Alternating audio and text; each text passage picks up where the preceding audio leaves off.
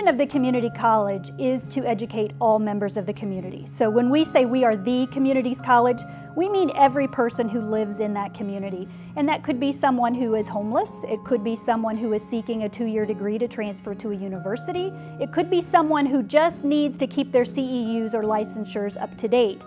So we do a lot more than what people think traditionally of us. And this program, the MCSA welding program, fits directly within our mission to serve every member of the community. So Iowa Works is the local one-stop that serves Clinton, Jackson, Scott, and Muscatine counties. And Eastern Iowa Community Colleges is the contracted provider of Title I programming. And Title I funds are in place to help upskill the local workforce and to meet those needs of employers.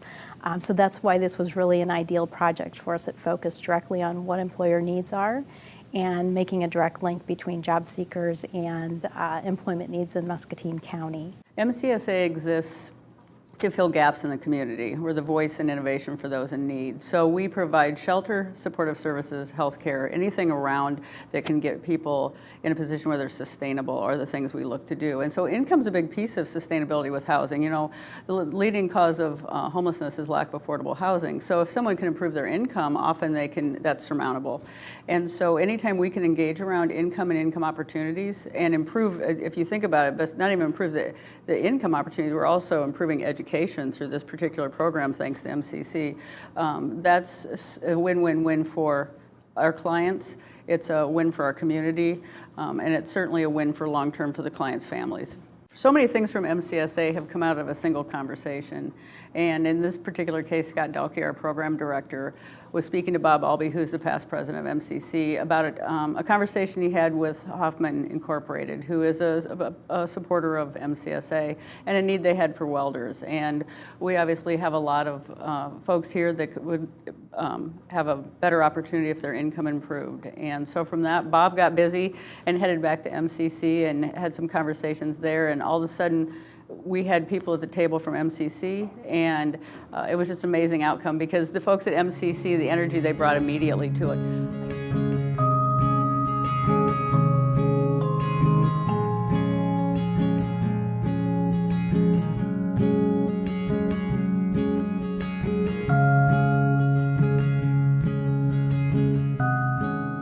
This is our dining room. This is where on the weekends we serve meals. We have a volunteer who's been coming in. She's been doing it for 40 years. She's actually 96 years old herself, and she'll serve a meal. And she gets about 40 to 60 people in here each Saturday to feed a meal. This is also where the welding students have been taking their classes. They'll get up at 6 in the morning, and then they'll be down here by 7 to do their pre-studying, their student-led studying, and then their teacher Mike will come in here at 8. We knew that a lot of the guys wanted to get their eyes checked before they started welding, so they were able to access our eye doctor down here. Dr. Corpy comes in once a month, and he'll do a free eye exam for them, and he'll give them a pair of glasses for $10. I don't know where else you can get a pair of glasses for $10. This is what we use to feed the residents here. A lot of times, for catering events, they'll have leftover food, and if they have leftover food, they'll donate it to us. And our staff will put it in the crock pots for the residents, and then come about 4:30, the residents will come in here, and they'll set up the meal and plate the meal. We have a number of computer stations here where they can come in here and look for jobs. They can look for Social Security benefits, apply for Social Security benefits, check for their Social Security benefits. We have one of the only SOAR certified social workers in Muscatine working for us in here. And we also open this to the public, so if they want to come in and utilize it for whatever reasons, they're able to. But I know that a lot of the welding guys, they had gotten on these computers to research it and got even more excited after looking at some of the videos. We generally use this for meetings when we meet with other community organizations, but whenever I'm in overflow, when I have more people staying in the shelter than I have beds for, we'll put a mattress in here, and we'll have some people unfortunately have to sleep on the floor. And this is one of the situations right now where I'm in overflow, and I'm typically, for the last few months, I've typically been in overflow at least 2 weeks of each month. If you have any depressive issues or mental health issues or healthcare issues, I don't know how you were taking care of those issues and looking for work while also trying to stay warm. So we're really glad that we have this building, this room, so that they can come in here and hang out during the day, check on their job applications in our computer lab, and we keep it stocked full of cereal and dry goods that they can use to feed themselves throughout the day. Those are all donated to us by the community. So this is where our single men sleep, and most of the people in our welding program are single men. We only have one female that is in the welding program. So when they're coming home from their welding classes, they're coming home here and they're putting their bed out like that along all these numbers. And we typically can fit around 20 in this room. And it makes it kind of difficult because we take all sorts that come in here. There's sometimes people come in here angry and upset. There's sometimes people come in here intoxicated. And so after a day of studying and then an evening of looking for jobs or helping put out the meal or doing any chores that we ask that they do, they then have to deal with other people that may be creating a problem, maybe unruly, maybe getting up, maybe snoring, and dealing with all of these issues with 20 different men before they go to sleep. So they might not be getting to bed at the same time the rest of us are. And when they go to bed, they're not sleeping like the rest of us are. They're sleeping on a mattress on the floor. It's what we have to offer. I'd love to offer more, but it's what we have. It's also noteworthy to know that all the welding students, as well as all the residents at the MCSA, they're responsible for everything you see. The building's cleanliness, the maintenance of the building, they're taking part in everything. Everybody has a chore they have to do. Everybody has to pay their fair share to stay here. So it's not just an easy, free ride. There's a big part of responsibility that comes into this. This is where their entire life gets stored. And what I try to tell people is, can you fit all the stuff that's in your bedroom in one of these lockers? Then try to think about putting all the things that are in your house in one of these lockers.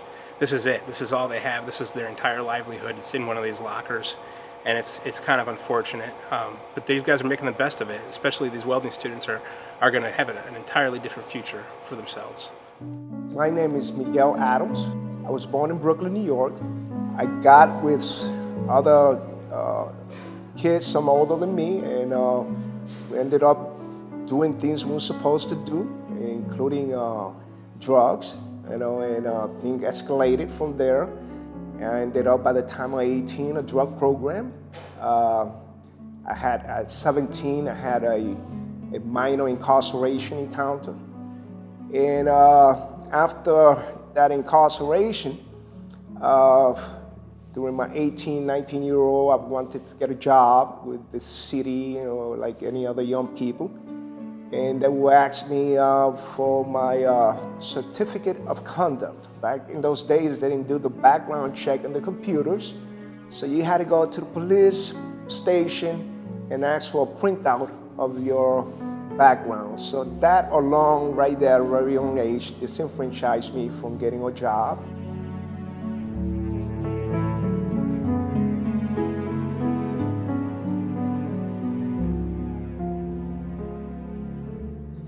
And things got more complicated, ended up in Rikers Island. And so I had a rough life going at a very young age to the prison, what I call it the prison industrial complex. It's becoming an industry, unfortunate, here in the United States.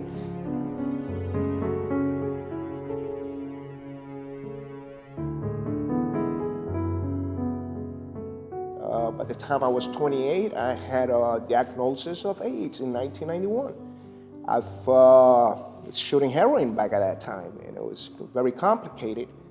And back at that time, everybody was dying. My cousins passed away quickly, my neighbors. So I was expecting also to lose my life at some point. I'm a Christian, so I prayed to God, let's extend my life. I had 3 toddlers.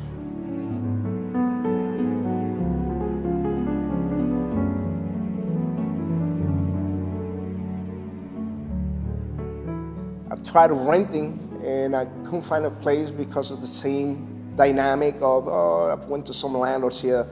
They've made me fill out paper, my background. My credit's not the greatest, but also the background check was what kept me alone, away from a landlord that gave me an apartment here. So I just, said, look, I got to do this on my own. I don't like being nobody's place. I told my sister, thank you very much. I went to the local shelter.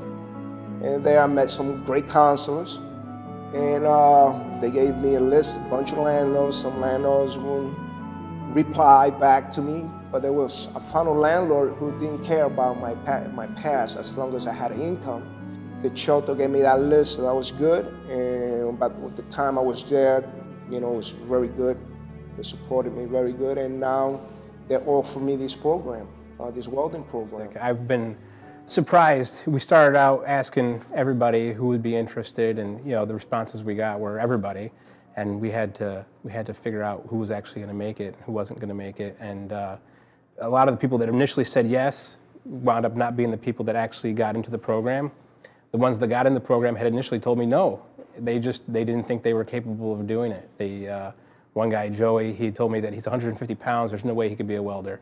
I said, well, what about your weight makes you, not able to weld? And he says, well, I got a bad rotator cuff. I'm like, well, if you can get through a couple weeks, your medical insurance will pick it up. He says, well, Scott, I've never thought about medical insurance before. I said, well, Joey, this is going to provide, the things you've always heard other people talking about. It's going to give you medical insurance. You can get that rotator cuff fixed. My name is Joey Guillen. I attended high school in Columbus Junction as well as Roundy Elementary out there. I'd had my place on my own for off and on since I was probably 19. But I kind of just wanted to get out of my parents' house and go get a place and do it again on my own. And the MCSA was a place I had been before, and they really help you get on your feet. So I just had that goal in mind to get a job and just save up some money and get going, and I knew that I could get out, so that was the goal.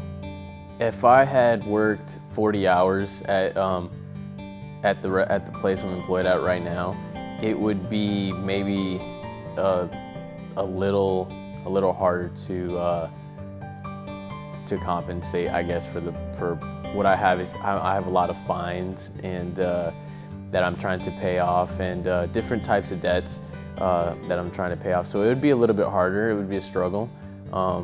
So I guess getting this job and moving up and a pay wage would be very beneficial. Because you think, oh, well, they are living in a homeless shelter, so they don't have jobs.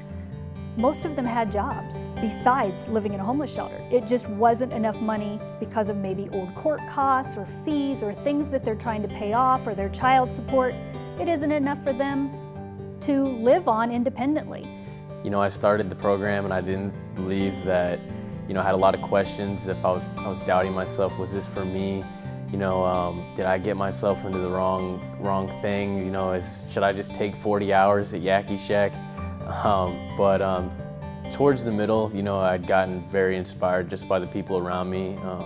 At the MCSA, the staff pushing me, as well as some of the guys that live there, people at work, people at church, my family. We're all just kind of telling me, just go for it. We're just excited to see some of these guys go from not being able to think they can do it to walking around here with some swagger and just picking through life's problems, and they're addressing life issues differently than they used to. Living in poverty, you learn different survival habits, and some of those habits are hard to break. And I know Travis, we've had to work pretty hard with. He's got a lot of those survival habits, and he's very brash. So when some of the issues came up, I'd have to pull him aside, and be like, if you're making a welder's wage, Travis, you can't be reacting like that. And I took him for a ride in my car once, and he says, you know what, Scott, you're right. I'm not going to do what you think I'm going to do. I'm just going to walk away from the situation. And he did, and it's had a great outcome for him. There's been a number of times that he could have gotten himself in trouble that he hasn't. He's made better decisions based on the fact that he believes in himself now. Well, I made a lot of bad choices, which landed me in Muscatine, around the wrong crew, the wrong crowd. The MCSA is where I finally came to and started realizing that something had to change. That I couldn't keep on going the life I was going, or I was A, not going to be around, or B, incarcerated. I wasn't afraid. I wasn't afraid of the program, no. I was definitely interested and motivated from the second one. Once I heard about the program, I wasn't too sure what the details, specs on it were, of course. But welding is always something I thought would be fun. And it's always been a trade I'd like to learn because you can virtually take it anywhere. It was only mentioned to motivated individuals at first because it's a starter program, They want the ones that want to succeed, that want to make something out of this, go somewhere. I know there's a lady, Mary, who's in the program that a lot of people didn't think she was going to make it. A lot of people thought things were not going to go well in her life, and she brought a caseworker in to meet me from another agency, a completely different agency, said, Scott, I think this may save Mary's life. The fact that some of this stuff can positively impact all sorts of aspects of her life, it's kind of amazing and deeply touching. And when it came to welding, none of them really had much welding experience. Most had never touched a welder. One student had some high school welding. They're complicated. This is not, nobody's going to say, oh, I'm going to go start a program at a homeless shelter and that'll be a cakewalk. No, it is not a cakewalk. If it hadn't been for Mike, God bless him. Well, I've worked with at-risk kids before up in the Muscatine Center. Kids that got kicked out of high school and stuff, that, you know, they wouldn't let them back in, so they bring them over and trying to get them, you know, light a fire under them and show them what they can be further down the road. And having the success that I did, that really, you know, helped me. So then when I come down here and toured the facility and seen what all they offered and what they give these people that don't really have anything, then it was pretty hard to turn down. The people I've got here are pretty good. You know, you see little conflicts, but they're willing to help each other. We're staying extra hours for free to help them. They're coming in extra hours together as a group, learning on their own. They need just to build up in their self-esteem, show them what they can do by doing the different welds. Yeah. Some of them are struggling with math, some of them not so much. And I think within the first week, they identified one of the guys as being a little bit stronger in math. And so they started their own little student support study group, and they were getting up an hour early and coming down to class an hour early to help each other with math work. And they are working as a team. I mean, you work that closely with somebody that many hours a day, there's going to be conflict once in a while, but I think this group of guys has really kind of bonded and surrounded each other with support. And, you know, we do things on the backside to encourage that, you know, hey, you know, when they come back from class, what happened to Joey today or what happened to Mary today? Can you check on them, put some of that responsibility back on their hands? So, again, trying to teach those life skills, and the fact that they're all looking out for each other instead of utilizing some of those negative survival skills is really uplifting to see. As a social worker who just really wants the best for my guys, I just love watching it happen. Yeah, a lot of them have had welding skills or been exposed to it, so they've progressed a little quicker, and a few of them have no experience, so it's been challenging getting them kind of caught up, but it's been fun watching them. Even Miguel has progressed in the week I've seen him.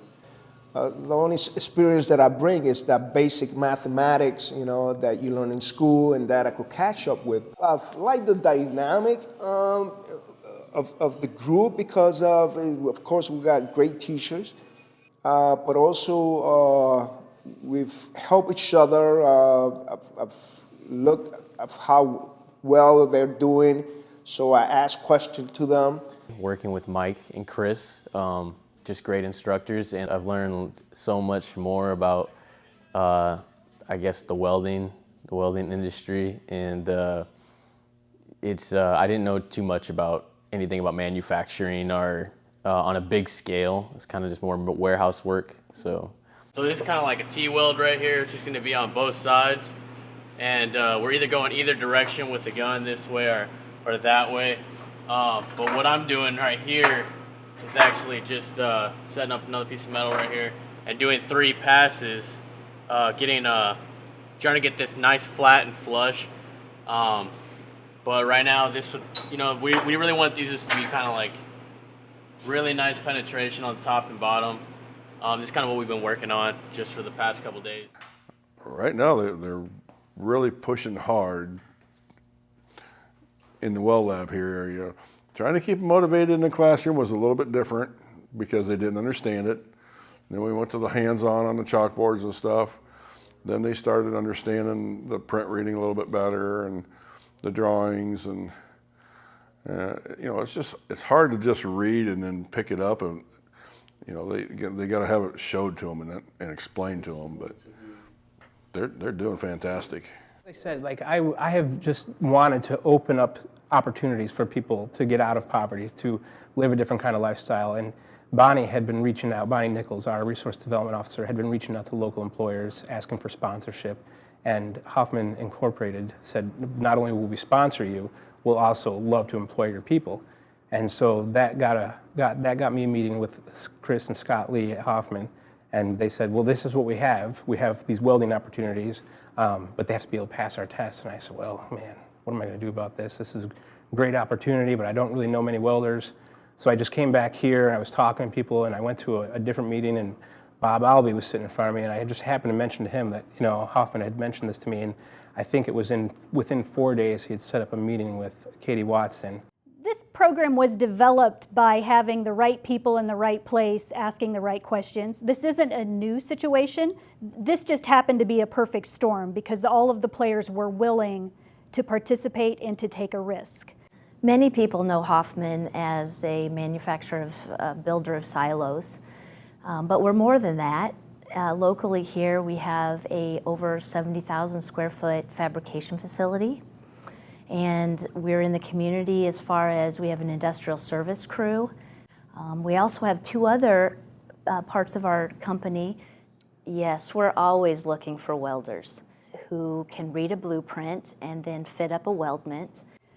Employers are constantly asking for people with high-tech skills, and there are not enough people out there with those skills to fill the jobs that we have available, even in the Muscatine community, let alone if you look nationwide. We build material handling equipment. It's electric, all battery operated. I think we're producing roughly 120 a day. They range from 2,500 pound capability up to 8,000 pounds. The end user of our trucks would be distribution warehouses or any place that needs to move material. So, some of our bigger customers would be Amazon, Walmart, Home Depot. We are projected to go up in build rate on some of our product lines, which puts a little bit more stress on our welding department because everything has to go through the welding department. That's one of our core competencies. The combination of the increased build rates and new product lines coming on forces us to bring more welders on. And that's why we're very excited about partnering or finding a source for welders. And as far as the type of welder that we need, we really like to see a qualified welder. In other words, somebody with experience and skills, but they are getting harder and harder to find. So that's why we're trying to partner up with what you folks are doing and giving you our specific needs for a welder, not the things that we will never use in our shop, but just what we do. So we have to do more to reach out to people who are at risk. And in this case, our people are residents of the homeless shelter. Some of those people have a criminal record, and that sometimes is off-putting to employers. So what we're trying to do is not only educate and teach these people technical skills, but also educate our local employers that there are programs, federal bonding is an example, of ways that they can have an insurance policy for taking a risk on hiring somebody who has been formerly incarcerated or has a military discharge that isn't favorable, or they just have at-risk behaviors. There's a lot of people that are in trades that have a past.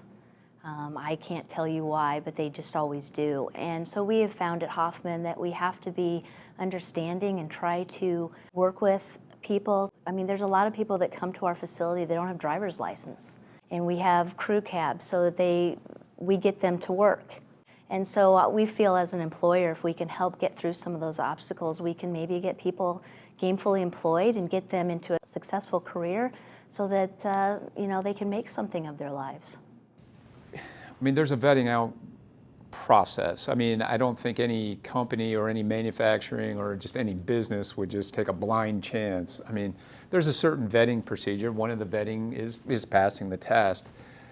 But, we have some defined core values at Raymond Muscatine, and when we talk and give somebody a test and interview somebody, we're interviewing them against those core values. So even though they may have made a poor decision in the past, or they've gotten themselves into a pickle, and they're, if they exhibit the core values that define the culture at Raymond, I mean, we would embrace them with open arms.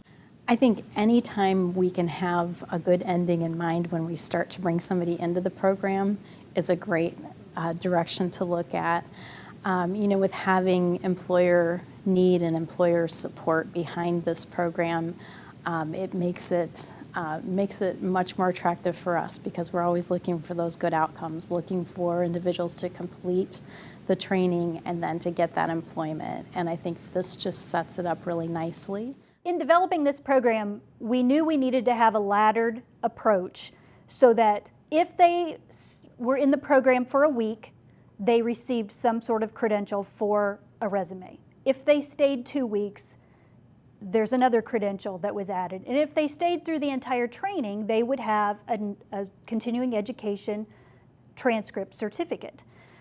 We did that because these are high-risk students. So we know that their lives are very complicated. We know that they may have trouble committing to 150 hours of education when they've not been in education for a long time. So we wanted them to have levels of success so that they could start to feel good about themselves again. Self-esteem is a huge issue with a population of people who have become homeless or seeking housing. So some of the things that Title I was able to do was to bring in that trainer to come in and do some pre-employment skills training with the individuals. We always hear from employers, we need those soft skills. I like to call them habits because they're things that you develop over time, but we needed to kind of reinforce that and kind of give them some background in what kinds of skills employers are looking for them to have when they come out of the program. In touring some places, the college had set that up us touring different facilities, and that was definitely very beneficial for my knowledge. I started off a little weary, but towards the end I realized that I could see myself working at any one of those places with a great attitude. And I got to meet the real owner of the companies. I like the fact also that he told us that his company is committed to help us to bring us up to that level, and which is very important to me. That kind of calm of feel. I really want a job. So, but I'm hoping that I can make it to that level and continue to grow within the company. Yeah. Yeah, and that's been the big push on a lot of these tours. It's great for the students to be able to see what they're going to be doing out there, but it's great on my end to be able to see what I need to be teaching them, because depending on where the student goes, they're going to be doing something a little differently. Getting them familiar with the testing procedures that we use here at our plant will help, the students train better here and prepare them for, passing our test. We're willing to train them how to do the job, but not how to weld. That's where, the schools come in.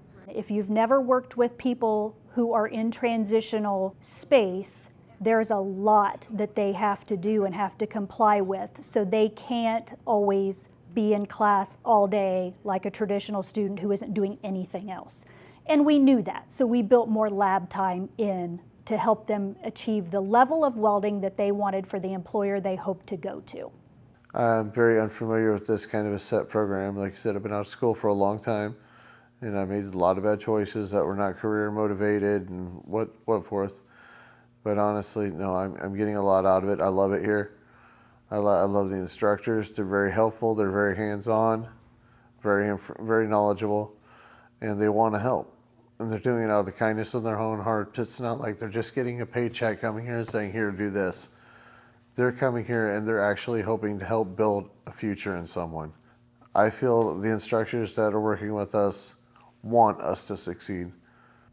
I don't care if you're a felon, if you've been in prison, if you're, what you've done in your life. Makes no difference to me. As long as I can teach you to better yourself, then I've done my job. When we say pathway out of poverty, from our perspective at MCSA, we want to continue to serve and serve well, and we want to continue to look at opportunities on how we more comprehensively serve all the different areas to allow the folks that may right now have a circumstance where they need to stay with us or be at risk of homelessness, but to reach sustainability so those things are in their past and they can focus and find their true potential. Because when you're dealing with homelessness and being at risk of homeless, it's very difficult to reach your potential. So income and income improvement is just is a need, and it's an area that now, thanks to some of the work we're doing, that we can focus more on. I mean, I know there's easier types of work, but a lot of money out there to be made for some of the people that I've trained. You know, they can make $100,000 a year. The best employees that I have currently are people who began in the trades, who were hands-on, who learned the job, who learned what they needed to provide for the customer. The goal, hopefully, is some of these companies will kind of pair with the college and maybe even pay for their schooling so they can get more skills on top of what we're doing. If there was something that I could do after the fact to advance in this this trade, this field, I definitely would give it a thought, because I've realized from doing this program that I am actually very skilled with welding. The support that these students need most isn't in the academic arena. They're all very bright. They picked up the concepts very well. It's really in the whole life, time management, getting back into a world where you are going to be at a certain place from this time to this time, because their lives become chaotic.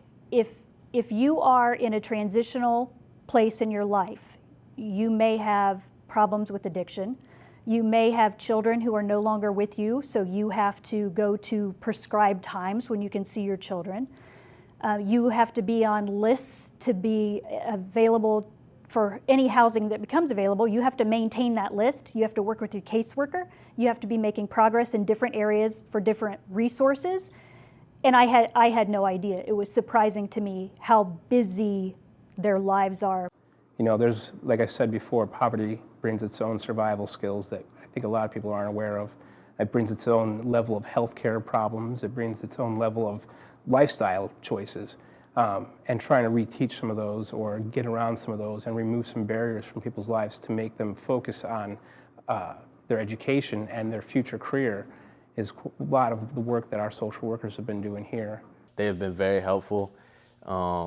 They wake you up early in the morning, and when they see you, they're telling you to get to class. They're just part of a big group that's really been pushing me and supporting me to really finish this. Just a lot of things come up. There's family issues, there's personal conflict. I know we've had a lot of people getting sick. You know, if you're outside and you have to walk to the grocery store, which is, 6 blocks away every single day to get your food, you're gonna get sick. We had some flu outbreak, and that's another thing you don't anticipate, is that the flu wipes through a facility where people are sleeping within inches of each other like a house afire. Sometimes we have to look at the common good. You know, if we forget about the impoverished population when we look at the community, then we're forgetting a major part of Muscatine. So if we can help this population, these guys in this group can keep telling the story and get more people coming into it. We can actually move that needle of poverty, change that percentage a little bit, add a little more to the common good of the Muscatine community. Well, I just want to tell, everyone, whether you're my age, it's never too late, to try something different. So life is a struggle, and but you gotta continue and never give up. You always got to seek that opportunity, and I'm not gonna stop. I'm just gonna continue. Well, with the successful police enlistment program, it's going to open up doors that were never open to me before, pay grades that were never open to me before. It's going to put me at a substantial income to where I can support my fiance. I can start thinking about raising a family. I can start thinking about getting out of debt, the suburban dream, to break even and just live a happy life.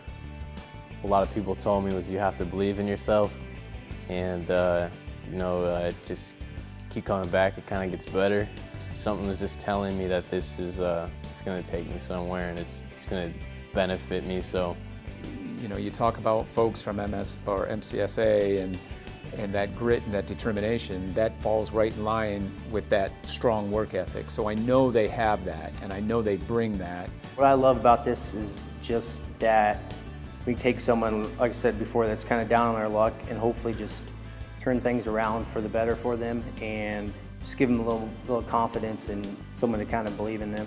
I hope that from this pilot opens up the doors for different types of pilots and different types of certifications and opportunities that we can continue to collaborate on.